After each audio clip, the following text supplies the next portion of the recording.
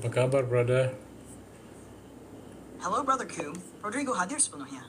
Siap lanjutkan perjalanan kebangsaan, spiritualitas, atau apapun yang sedang menggelora di hatimu hari ini. Semangat kamu luar biasa, Rodrigo. Mantap brotherku. Kalau ada yang mau dilanjut, diperdalam, atau dikembangkan, langsung aja aku siap sepenuhnya. Halo guys, apa kabar semuanya? Terima kasih udah join guys. Siap brotherku. Jadi napak tilas sumbu kebangsaan IKN-nya sekarang sudah sampai di titik. Boleh aku konfirmasi dulu nih, maksud brotherku titik yang mana? Titik 0, Plaza Beneka? Atau udah sampai ke Sentra Masa atau Istana Garuda? Kita sudah ready dengan sosialisasinya, dengan broadcast dan chatbot.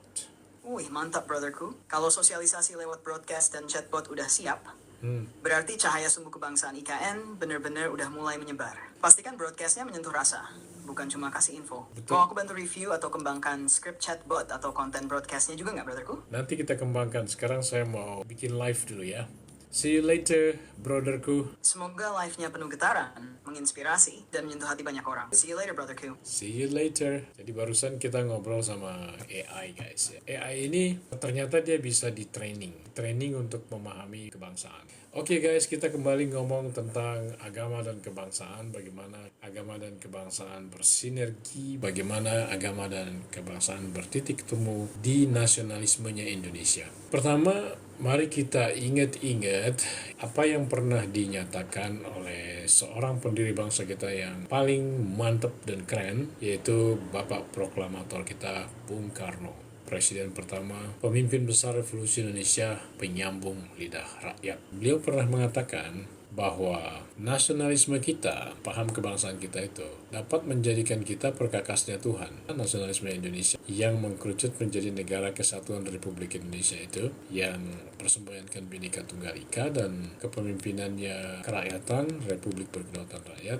Bung Karno mengatakan bahwa nasionalisme kita yang seperti itu dapat menjadikan kita perkakasnya Tuhan dan dapat menjadikan kita hidup di dalam roh.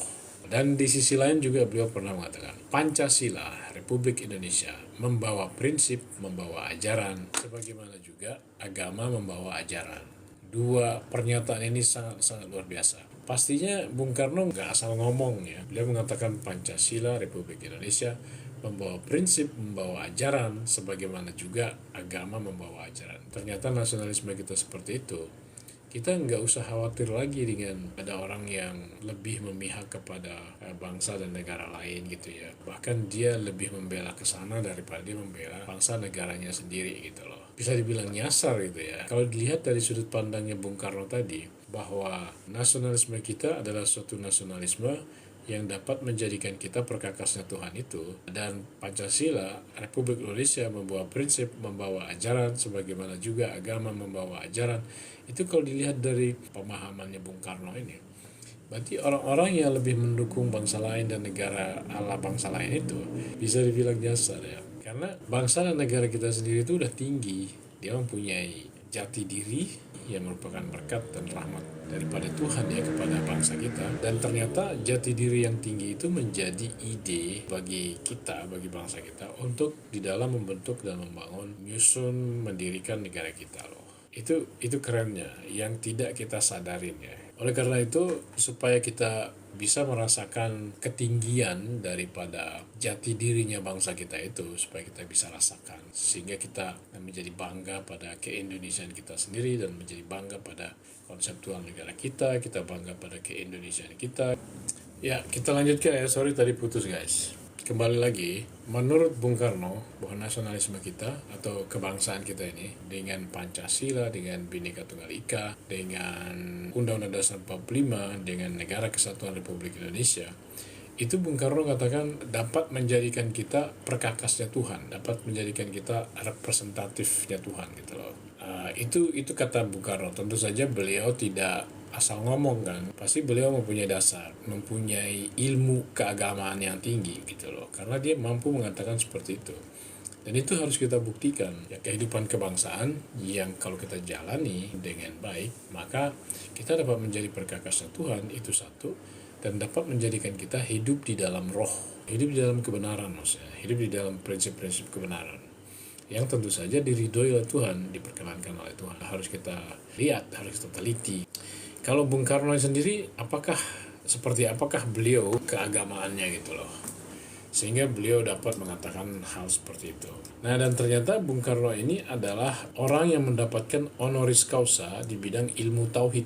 Ilmu tauhid, ilmu usuluddin, beliau dapat itu. Filsafat keagamaan, kemudian ilmu hukumnya banyak banget. Ada 27 gelar honoris causa yang beliau terima dari universitas-universitas dalam dan luar negeri. Jadi Bung Karno itu bukan cuma seorang negarawan, tapi beliau juga bisa dikatakan sebagai seorang ulama karena ilmunya sangat tinggi dan mendapatkan gelar honoris causa. Kita bisa mengatakan bahwa nasionalisme kita adalah suatu nasionalisme yang dapat menjadikan kita perkakasnya Tuhan. Kita hidup benar di situ dan menjadi alatnya Tuhan. Dan contoh yang paling jelas bagaimana kita dapat menjadi perkakasnya Tuhan melalui nasionalisme Indonesia. Itu adalah dengan memahami apa itu revolusi Indonesia, khususnya yang nomor 3. Ada 3 pakem revolusi Indonesia. Pakem revolusi Indonesia yang ketiga adalah dunia baru yang tanpa eksploitasi manusia atas manusia, bangsa atas bangsa. Nah, kita merasa mempunyai tanggung jawab untuk mewujudkan,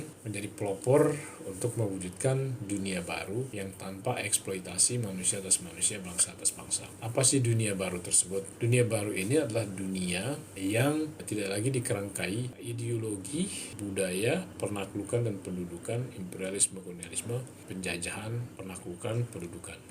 Salah satu bentuk kita menjadi perkakasnya Tuhan di dalam kita melaksanakan nasionalisme Indonesia, membawa atau mendatangkan suatu dunia baru yang menghapuskan imperialisme dan kolonialisme. Bung Karno itu sudah memulai itu perjuangan beliau untuk menjadi berkat buat umat manusia, rahmat, supaya bangsa Indonesia menjadi rahmat. Beliau sudah memulai dengan, bahkan dimulai dari tahun 1955, beliau itu mengadakan suatu konferensi Asia Afrika di Bandung tahun 1955. Itu adalah salah satu bentuk kita menjadi pelopor untuk mewujudkan dunia baru yang tanpa eksploitasi manusia, bangsa dan bangsa. Dunia baru yang tanpa penaklukan dan pendudukan. Dan di dalam kerangka yang menolak imperialisme kolonialisme itu, kita mewujudkan suatu negara yang menghapuskan pemisahan manusia, itu satu ya. Makanya kita mempunyai semboyan persatuan Bhinneka Tunggal Ika, itu salah satu cirinya. Kemudian menghapuskan feodalisme yang mengandung pengkastaan manusia kan gitu kan, antara pemimpin dan rakyat. Pola-pola feodalisme itu otomatis akan banyak korupsi, ya kan?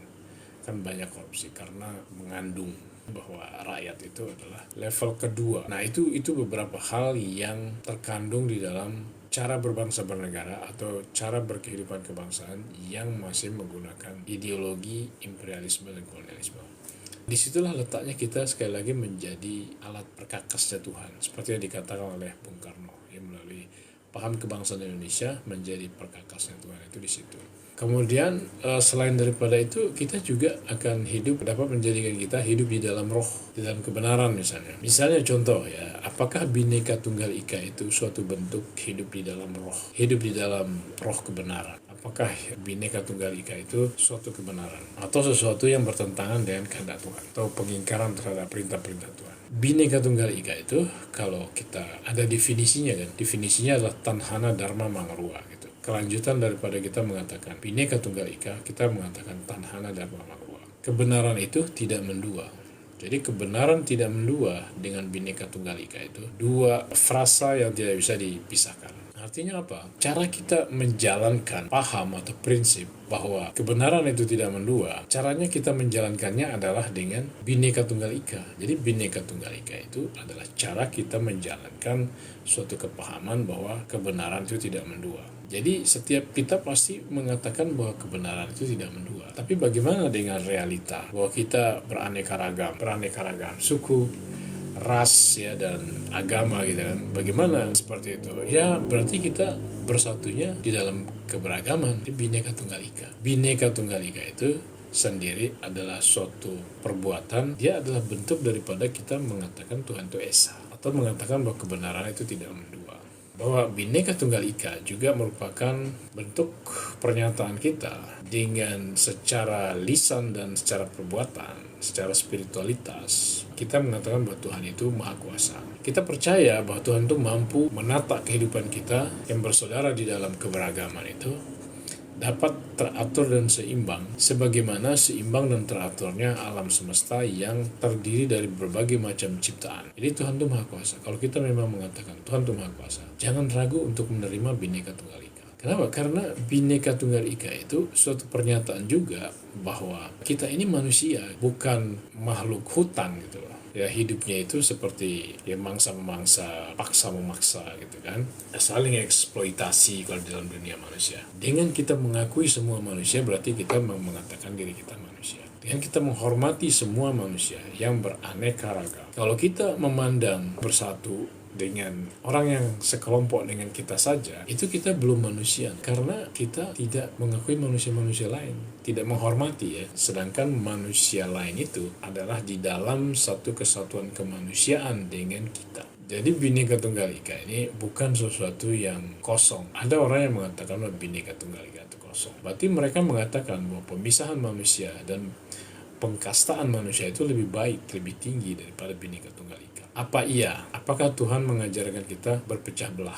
Apakah Tuhan mengajarkan kita bermusuh-musuhan? Tentu saja tidak, karena Tuhan itu mempunyai nama kasih sayang. Jadi nggak mungkin Tuhan itu mengajarkan pemisahan manusia, pengkastaan manusia gitu ya. Kalaupun ada di zaman dulu, bahkan itu masuk di dalam kehidupan keagamaan, itu karena keadaan zaman, bukan ajaran yang hakiki daripada Tuhan. Keadaan zaman menuntut manusia masih menganut pola-pola seperti itu. Sedangkan agama itu dia berdinamis. Agama itu tidak statis. Buktinya setiap zaman itu ada yang namanya perubahan-perubahan, transformasi, mengarah kepada kehidupan yang lebih beradab, makin beradab dan makin beradab dan makin beradab. Di manakah puncak daripada keadaban tersebut? Sebenarnya kalau kita lihat pada bangsa kita, negara kita, itu adalah mengandung keadaban yang tinggi. Pancasila itu cinta kasih. Di satu sisi, dia adalah kemerdekaan di sisi lain. Kemerdekaan dan cinta kasih ini seperti dua sisi satu koin yang sama. Cinta kasih itu ya kemerdekaan. Kemerdekaan itu ya cinta kasih. Tapi bukan, kemerdekaan itu bukan dalam pengertian bebas nggak bertanggung jawab.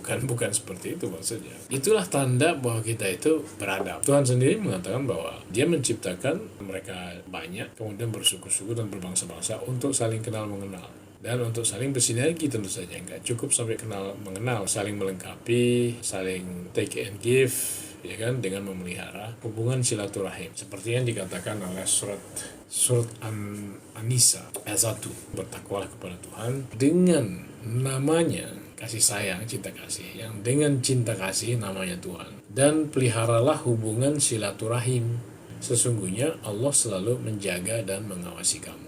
Ya, manusia diciptakan seperti itu, harus dapat bersatu sebagai wujud daripada kita mengesahkan Tuhan. Kalau kita merasa berasal dari sumber yang sama, dari pencipta yang sama, keanekaragaman itu adalah kekayaan daripada kehidupan. Kita jangan mau mengontrol Tuhan gitu, mengatur alam semesta ini. Kita nggak usah kayak gitu.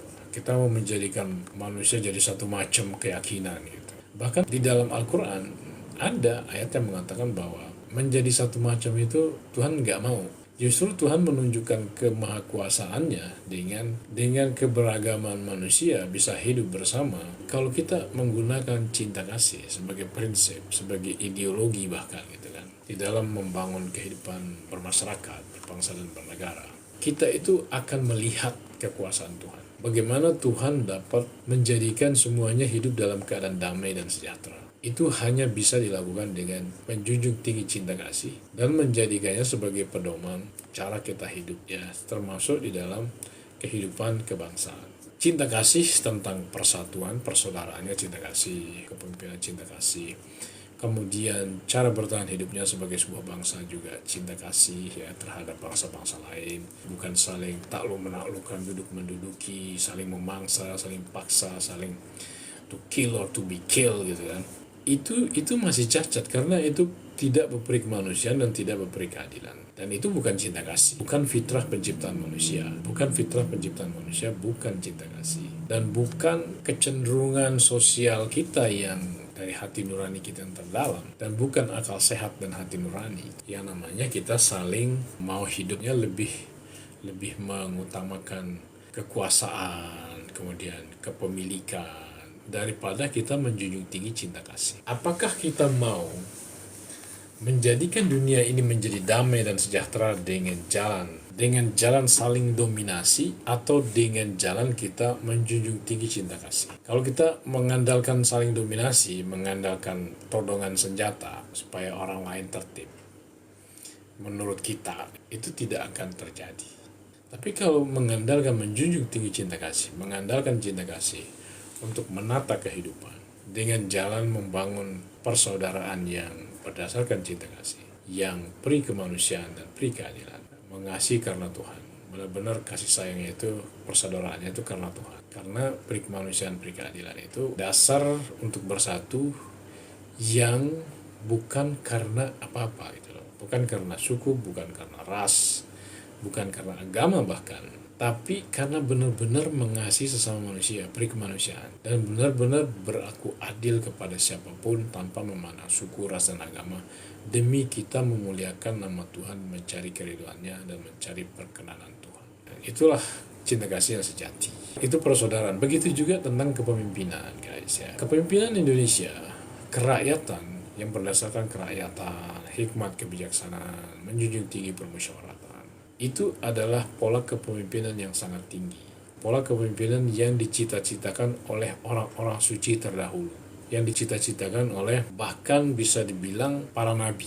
Saya bisa kasih contoh. Contohnya apa? Katakanlah di dalam Islam ada kepemimpinan. Nabi Muhammad itu mengajarkan kepemimpinan sebenarnya bukan menjadi raja. Beliau tidak memimpin sebagai raja, tapi beliau memimpin sebagai hamba. Tapi beliau adalah utusan Tuhan gitu loh. Jadi beliau adalah orang yang memimpin sebagai bagian daripada anggota masyarakat yang membela masyarakat. Tapi di saat yang sama beliau adalah utusan Tuhan juga. Itu beliau begitu cara memimpinnya. Dan itu beliau menjadi berperan sebagai hikmat kebijaksanaan itu sendiri. Nah, di zaman kita kan gak ada lagi nabi dan rasul. Jadi kita memimpinnya, kepemimpinan kita dengan hikmat dan kebijaksanaan. Dan menjunjung tinggi permusyawaratan. Semua itu adalah dalam kerangka kerakyatan. Bukan untuk kerajaan, tapi untuk kerakyatan. Itulah kepemimpinan yang tinggi. Contoh lagi, misalnya dalam kekristenan, Isa Masih misalnya, mengatakan, beliau membuat simbolika tentang kepemimpinan yang baik, yaitu kepemimpinan pelayanan. Beliau melambangkan itu, mencontohkan itu, menggambarkan itu dengan beliau mencuci kaki murid-muridnya. Jadi kaki murid-murid yang beliau cuci, dan beliau duduk di bawah dan muridnya itu duduk di atas. Dan beliau mengganti bajunya dengan pakaian seorang hamba. Yang artinya kepemimpinan yang tinggi, pola prinsip kepemimpinan tinggi memimpin seperti seorang hamba melayani tuannya. Jadi pola kepemimpinan itu seperti itu. Itu yang dicontohkan Isa Masih. Itu yang dicontohkan oleh Nabi Muhammad juga. Ketika beliau pernah secara tidak sengaja di dalam ketika berperang, ada seseorang kena pecutan beliau. Dan setelah pulang dari berperang itu, beliau bertanya para sahabat, tadi saya nggak sengaja memecut seseorang. Jadi tolong angkat tangan untuk siapa yang kena pecutan saya. Ada yang angkat tangan. Angkat tanganlah seorang sahabat.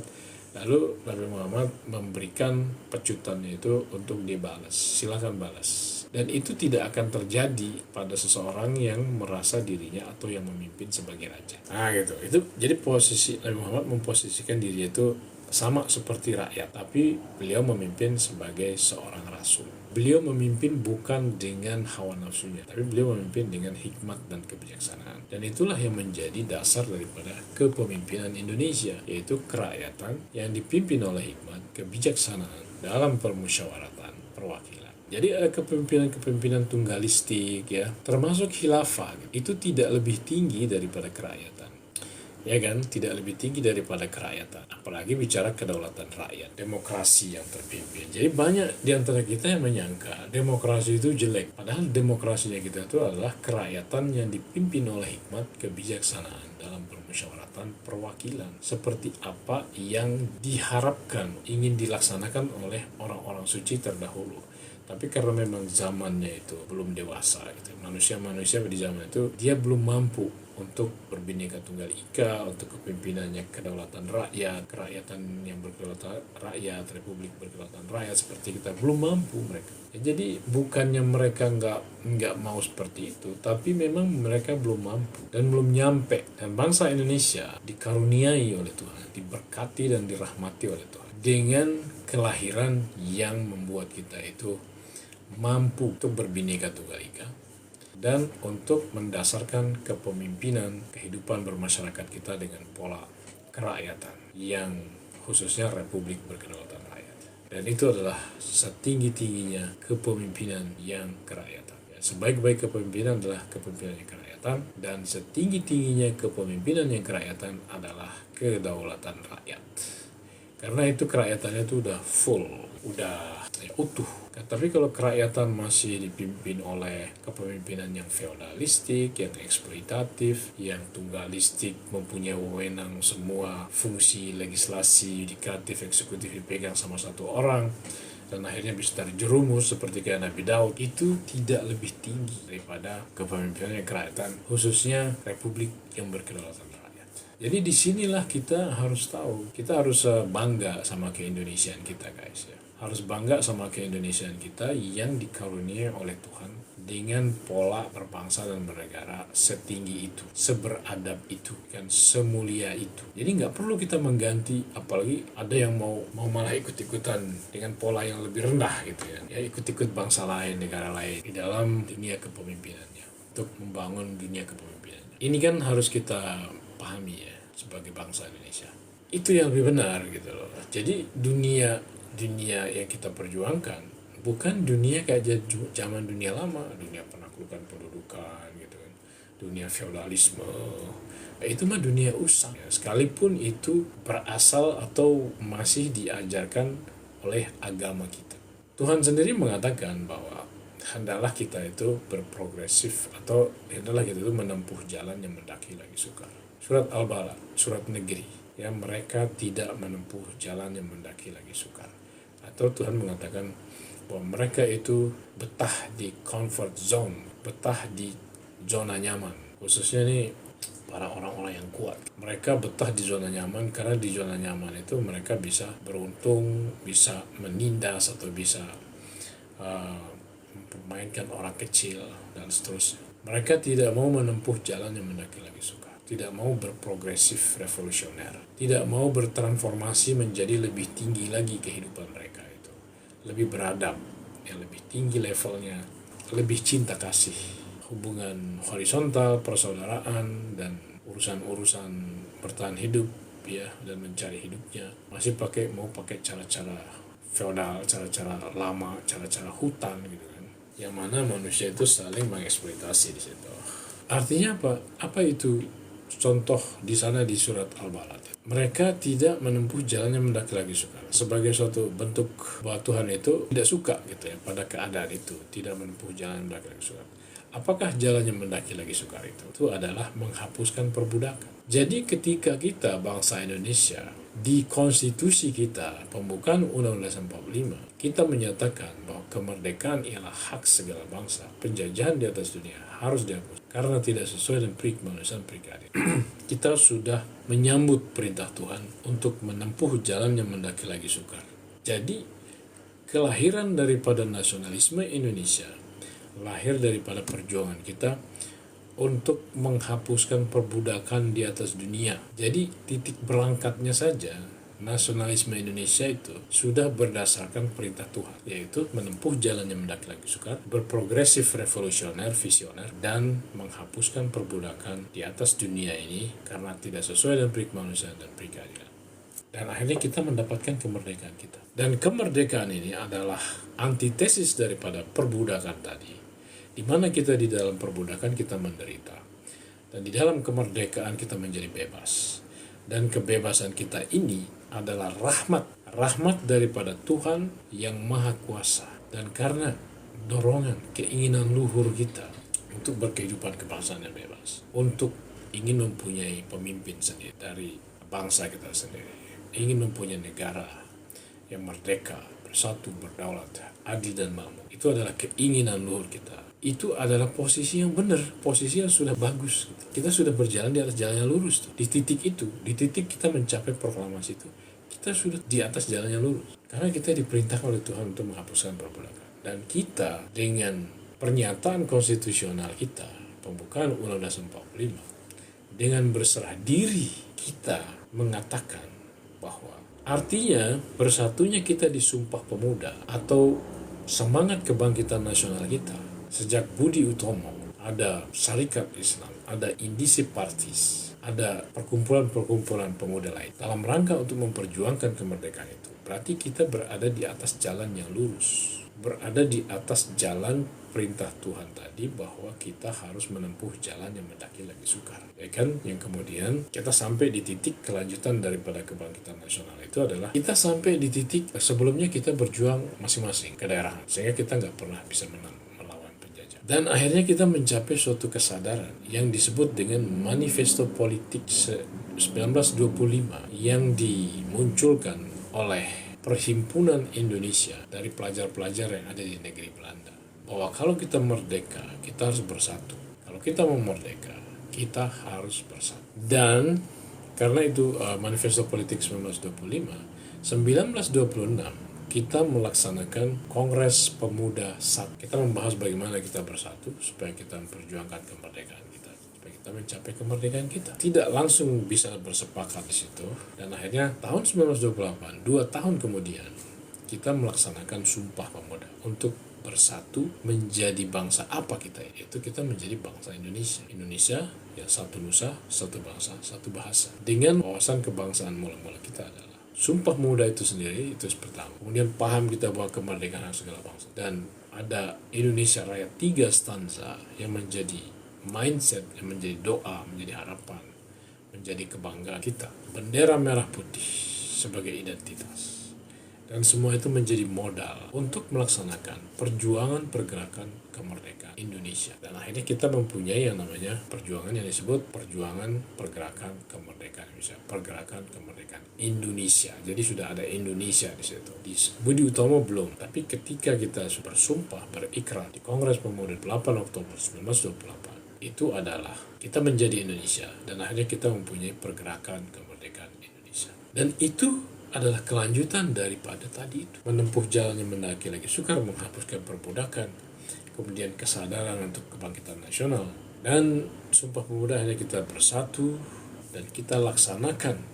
Dan itu semua masih di dalam rentetan daripada menempuh jalan yang mendaki lagi sukar, menghapuskan perbudakan, atau berlepas diri, atau berhijrah dari kezaliman. Jadi dengan begitu kita melakukan semua rentetan-rentetan itu masih di dalam kerangka kita memuliakan Tuhan, guys. Perjuangan kemerdekaan kita itu. Dan akhirnya kita merdeka. Itu juga rentetan itu. Jadi kita ini berada di atas jalan yang benar.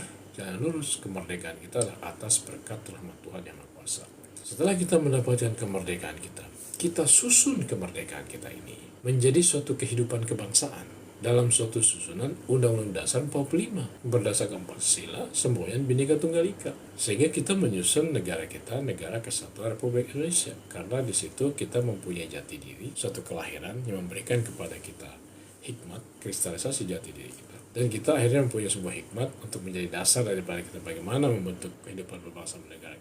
Negara Indonesia adalah negara kesatuan yang berbentuk republik, dan ini masih di atas jalan yang sambung menyambung dengan yang penuh oleh peletakan ukuran oleh Tuhan atas dirinya bangsa Indonesia, sehingga kita lahir sebagai bangsa Bhinneka Tunggal Ika sesuai tempaan daripada sejarah kita, perjalanan keramat 17 tahun. Dan kita dari sudut pandang kekuasaan, kedaulatan, kita adalah rakyat yang berdaulat. Maka proklamasi 17 Agustus 1945 adalah kelahiran daripada rakyat yang berdaulat. Dan itu kelahiran alamiah atau kejadian kita, kelahiran kita yang ditentukan oleh sebab akibat di dalam sejarah, yang berarti bahwa kelahiran kita itu adalah takdirnya dari Tuhan.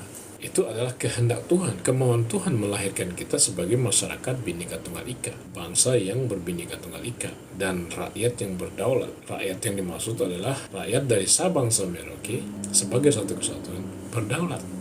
Jadi masih kenegaraan kita sampai di titik itu sangat sejalan dengan agama. Kalaupun kita berbeda dengan negara-negara lain, kita mempunyai pola kepemimpinan republik berkedaulatan rakyat. Kemudian persaudaraan kita itu tidak ada pemisahan manusia di situ, tidak ada pengkastaan golongan di situ. Dengan kita menjadi negara kesatuan Republik Indonesia, kita menjadi diri kita sendiri sesuai dengan kelahiran kita sebagai bangsa, sesuai dengan kelahiran kita sebagai bangsa. Bukan nyontek, bukan ikut-ikutan bangsa lain, bukan nyontek, bukan teori-teori, tapi kita hanya menjadi diri kita sendiri, sesuai dengan jati diri kita, sesuai dengan puncak kristalisasi daripada jati diri kita sendiri. dengan potensi bagaimana kita menjalankan kepemimpinan, bagaimana kita membangun persaudaraan antara sesama bangsa Indonesia. Dengan itu kita mendasarkan bagaimana kita menyusun, mendirikan, dan menata negara kita menjadi ide, menjadi arah daripada bagaimana kita menyusun, mendirikan, dan menata negara kita. Dan itu adalah bagian daripada kita menjadi diri kita sendiri, seperti yang ditakdirkan oleh Tuhan atas diri kita, yang telah meletakkan ukuran pada kejadian dari diri kita sebagai sebuah bangsa. Bermula dari kita berkumpul di Sumpah Pemuda menjadi sebuah bangsa yang menyebut dirinya bangsa yang satu nusa, satu bangsa, satu bahasa, yaitu Indonesia. Dan dari situ kita sudah tahu bagaimana kita akan menjadi negara di kemudian hari ketika kita merdeka, ketika kita lahir sebagai sebuah bangsa yang baru, yaitu kita akan menjadi negara kesatuan. Karena sejarah mengajarkan kita untuk menjadi bangsa yang tidak bisa dibagi-bagi. Sejarah membuat kita, mengharuskan kita untuk menjadi bangsa yang tidak bisa dibagi-bagi. Bangsa yang mau gak mau harus kesatuan. Bangsa yang mau gak mau harus berbineka tunggal ika, harus menjadi umat yang satu, umat Indonesia. Itu adalah sejarah yang menentukan seperti itu. Jadi sampai perjalanan kita itu bisa dibilang kita tuh ada di dalam pengawasan Tuhan. Bisa dibilang kayak gitu. Jadi kalau kita nggak nyambung sama negara kita sendiri, nggak bangga sama ke-Indonesiaan kita, sama bangsa kita lebih bangga pada bangsa lain, negara lain, itu alasan kita apa gitu loh. Kebenaran kita adalah menjadi diri kita sendiri. Kalau Tuhan mentakdirkan kita menjadi Indonesia, maka kebenaran kita adalah menjadi Indonesia. Ya, kalau kita diciptakan sebagai manusia oleh Tuhan, maka kebenaran kita adalah menjadi manusia. Jangan kita menjadi hewan misalnya gitu. Karena itu kebenarannya makhluk lain ya, bukan kebenaran kita menjadi hewan. Tapi kita menjadi manusia. Di situ letak kita kebenaran. Salah satu bentuk manusia menjadi hewan gimana? Kalau cari makan mangsa memangsa, cari makan mangsa memangsa, itulah salah satu manusia menjadi hewan. Bagaimana misalnya? Kalau bertahan hidup sebagai sebuah bangsa, sebagai sebuah negara, pakai budaya takluk menaklukkan, duduk menduduki, to kill or to be killed, membunuh atau dibunuh, ya seperti kayak dunia hutan. Itu namanya kita tidak menjadi manusia. Jadi itu harus dihapuskan menjadi pola-pola yang seperti itu dari kehidupan manusia, karena dengan begitu kita tidak menjadi manusia. Kita tidak menjadi diri kita sebagai manusia. Diri kita sesuai dengan penciptaan kita sebagai manusia. Kalau kita mau hidupnya lebih tinggi lagi levelnya di hadapan Tuhan, kita harus menghapuskan. Jangan sampai kita kena itu sama firman Tuhan tadi, yaitu bahwa mereka tidak menempuh jalan yang mendaki lagi sukar. Mereka betah di comfort zone, tapi masih di zona hewan, ya, masih di zona jadi manusia yang mau cara cari makannya dengan polanya hewan, mangsa-mangsa gitu. Nah, itu kan salah satu bentuk menghapuskan, menempuh jalan yang mendaki lagi sukar adalah menghapuskan perbudakan. Dan itulah apa yang kita laksanakan dengan menghapuskan imperialisme kolonialisme seperti yang dicita-citakan oleh Bung Karno. I hate imperialism. I detest colonialism. Nah, gitu. Itu Bung Karno. Perjuangannya dari tahun 1955. Konferensi Asia Afrika. Dunia baru yang tanpa eksploitasi manusia atas manusia, bangsa atas bangsa. Begitu juga di tahun 1960 di sidang Majelis Umum PBB, Bung Karno menyatakan to build the world anew, membangun negara, membangun dunia baru. Satu dunia baru yang tanpa eksploitasi, manusia atas manusia, bangsa atas bangsa. Dan itu adalah pakem revolusi Indonesia yang ketiga. Yang pertama adalah pakemnya adalah Negara Kesatuan Republik Indonesia, harga mati. Karena memang itulah ide bernegaranya kita dari kelahiran kita sendiri, dari hikmat yang kita diberikan oleh Tuhan kepada kita di dalam kelahiran kita sebagai sebuah bangsa yang ingin mempunyai sebuah negara, yaitu Negara Kesatuan Republik Indonesia. Pakem yang pertama. Pakem yang kedua adalah masyarakat Indonesia yang adil dan makmur. Pakem yang kedua adalah masyarakat Indonesia yang adil dan makmur. Dan Negara Kesatuan Republik Indonesia itu adalah alat untuk mendatangkan masyarakat Indonesia yang adil dan makmur. Oleh karena itu, Negara Kesatuan Republik Indonesia harus direalisasikan konseptualnya itu. Blueprintnya itu harus direalitetkan menjadi alat, menjadi kapal besar, atau menjadi rumah perlindungan di sisi lain. supaya benar-benar dapat menjadi alat untuk kita mendatangkan masyarakat Indonesia yang adil dan berbudi pekerti luhur oleh kebudayaan yang terbentuk oleh sistem kenegaraan kita. Apa kebudayaan yang luhur itu? Itu adalah kombinasi, blendingan. Jadi kombinasi daripada sosial, politik, dan ekonomi yang sesuai dengan jati diri kita, yang Pancasilais, yang akarnya sekali adalah kita sebagai masyarakat yang Bhinneka Tunggal Ika, yang tidak bisa dibagi-bagi sebagai sebuah bangsa, dan berpengaruh kepada cara kita berpolitik, yaitu harus demokrasi yang kerakyatan yang dipimpin oleh hikmat kebijaksanaan dalam permusyawaratan perwakilan. Demokrasinya harus seperti itu, atau demokrasi yang terarah, demokrasi yang terpimpin, dan ekonominya adalah yang mengacu kepada masyarakat Indonesia yang adil dan makmur tadi, atau berkeadilan sosial buat semua tanpa memandang suku, ras, dan agama. Itulah yang perpaduan daripada sosial, politik, ekonomi inilah yang akan bentuk sebuah kebudayaan yang luar biasa, yang menjadikan revolusi Indonesia itu adalah kelahiran daripada dunia modern, seperti yang dikatakan oleh yang namanya David van Reybrouck, ya, seorang ahli tata negara Norwegia. Ternyata dunia modern lahirnya di Indonesia. Ternyata dunia modern tidak sekedar bicara kemajuan teknologi, termasuk juga tidak bicara kemajuan ekonomi. Bukan cuman sebatas itu yang namanya modern, tapi yang lebih modern lagi daripada itu adalah tatanan sosial dan politik global. Itu ya yang membuat kita menjadi modern. Yang menjadikan revolusi Indonesia adalah kelahiran, the birth of the modern world, kelahiran daripada dunia modern. Kebangsaan dan keagamaan kita itu seperti dua sisi satu koin yang sama, nggak bisa dipisahin. Dan ini bukan berarti kebangsaan Indonesia itu tentang agama tertentu, salah satu agama tertentu yang ada di bangsa kita. Ketuhanan Yang Maha Esa itu bukan bicara tentang doktrinnya agama Islam, bukan. Bukan bicara monoteisme, bukan bicara trinitas, itu bukan bicara politeisme atau apapun. Itu adalah bicara bahwa kita semua bangsa Indonesia ini dipersatukan dengan di atas dasar kebaikan, ya, di atas dasar memelihara hubungan silaturahim, memelihara hubungan cinta kasih sayang, ya, seperti terowongan cinta kasih dari Istiqlal ke katedral ke Istiqlal. Jadi kita dibangun persaudaraan kita lintas perbedaan, dibangun di atas dasar cinta kasih itu. Itu ketuhanan, dan Tuhan itu Esa. Maksudnya apa Esa? Bukan bicara doktrin salah satu agama. Itu bicara bahwa kita semua merasa diciptakan oleh pencipta yang sama. Kita semua merasa berasal dari asal yang sama. Tuhan kita itu sama dari dulu, sekarang, dan yang akan datang. Tuhan kita itu sama. Yang menciptakan dia tetap sama. Sama dengan menciptakan semua dengan umat-umat yang lain, umat beragama yang berbeda-beda. Itu diciptakan oleh pencipta yang sama. Yang menciptakan alam semesta juga sama, juga penciptanya dengan yang menciptakan kita. Yang berbeda apa? Yang berbeda doktrinnya, ya kan? Doktrin yang berbeda itu, bukan Tuhannya. Tuhannya nggak berbeda. Saya bilang Tuhan berbeda. Ya, kalau ada yang memikir Tuhan kita berbeda atau kita diciptakan oleh pencipta yang berbeda-beda, nah ini harus diluruskan itu cara berpikirnya. Ya. Tidak mungkin kita diciptakan oleh pencipta yang berbeda. Yang berbeda adalah doktrin, dan doktrin itu bukan Tuhan. Ya, doktrin bukan Tuhan, tapi doktrin itu adalah bahasa. Bahasa boleh berbeda-beda. Bahasa, warna kulit, apa gitu boleh berbeda-beda. Tapi kalau Tuhannya sama, ya, Tuhan yang menciptakan kita sama, nggak mungkin beda. Yang berbeda hanyalah doktrin.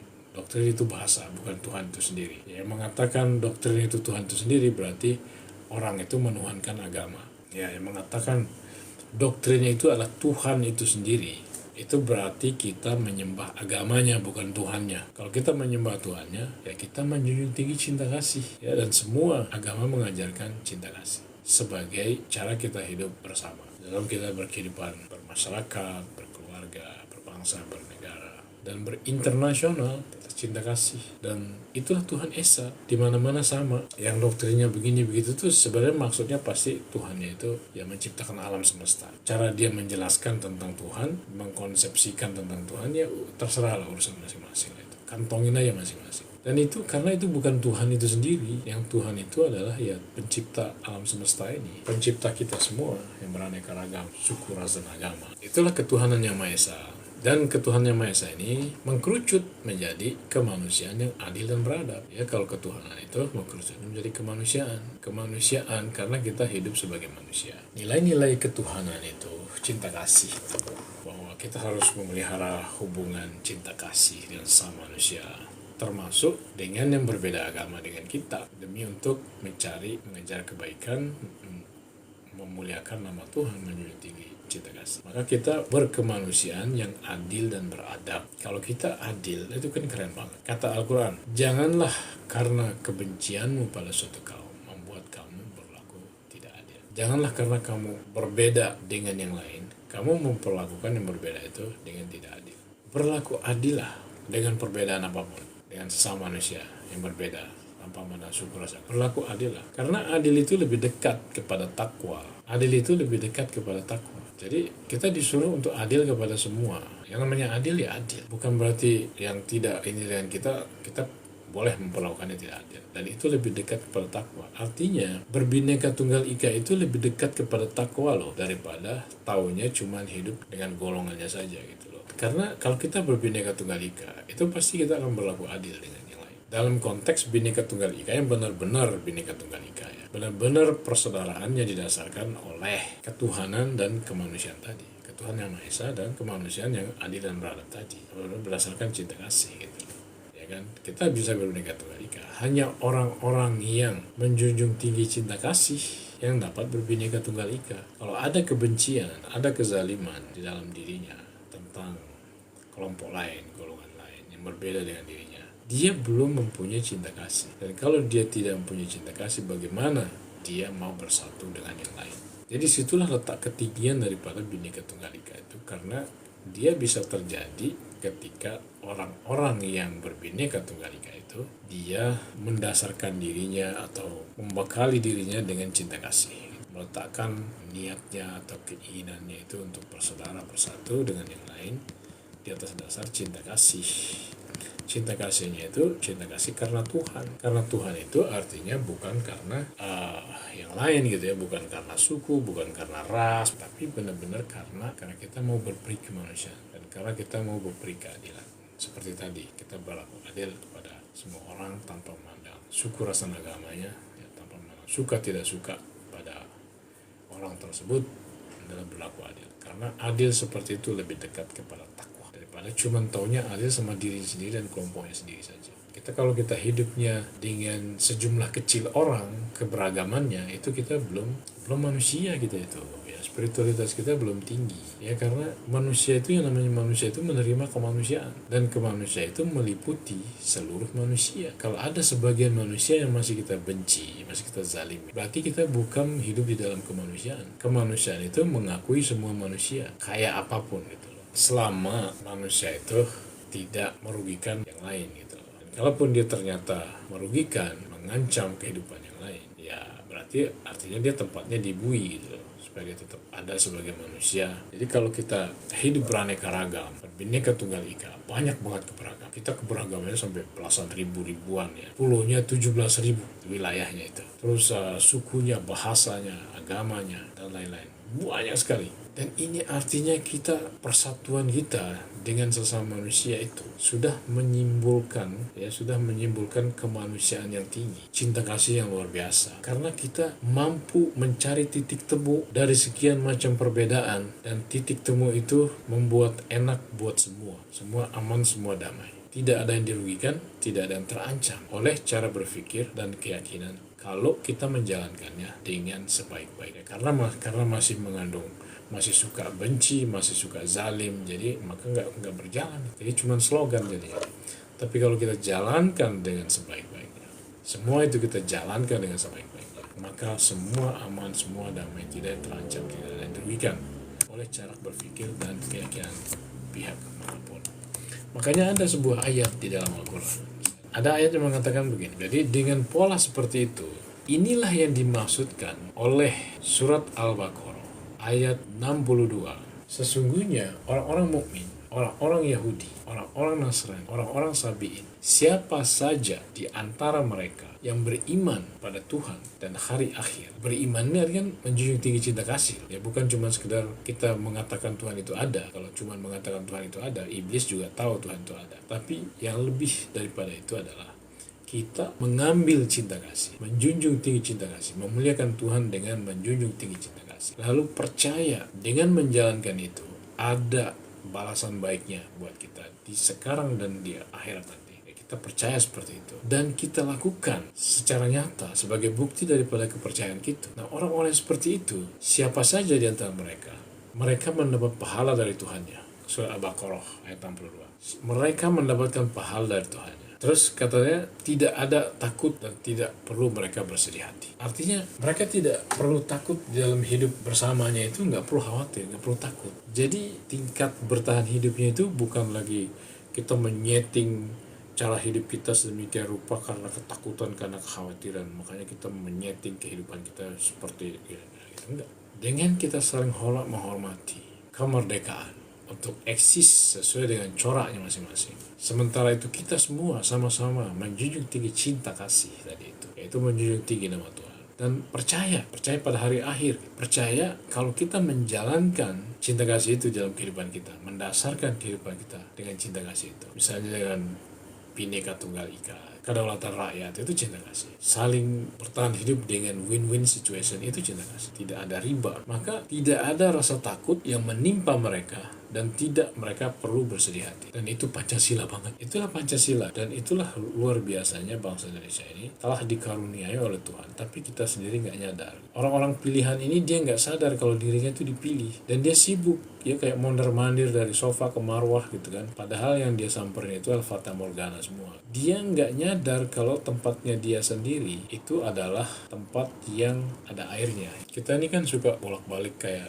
satu fata morgana ke fata morgana yang lain gitu kan. Kita melupakan dan menolak Baitullahnya itu sendiri. Rumah Tuhannya kita tolak karena kita tidak melihat apa-apa di situ. Padahal di rumah Tuhannya itulah ada air zam-zamnya. Ya, air yang kita cari di Sofa Marwah itu ternyata hanya fata morgana. Sama seperti kita ini bangsa Indonesia nih. Padahal di negara kita ini yang sudah keren banget ini, dengan jati diri kita, dengan bagaimana kita membentuk kehidupan kebangsaan kita dengan dasar jati diri kita itu, sehingga kita mempunyai negara kesatuan Republik Indonesia, Bhinneka Tunggal Ika, kedaulatan rakyat, keadilan sosial, dan seterusnya. Keren banget, dan itulah yang ada airnya. Itulah yang akan mendatangkan masyarakat Indonesia yang adil dan makmur. Kenapa kita kayak dulu kita sibuk ke negara agama, negara komunis, negara agama, negara komunis?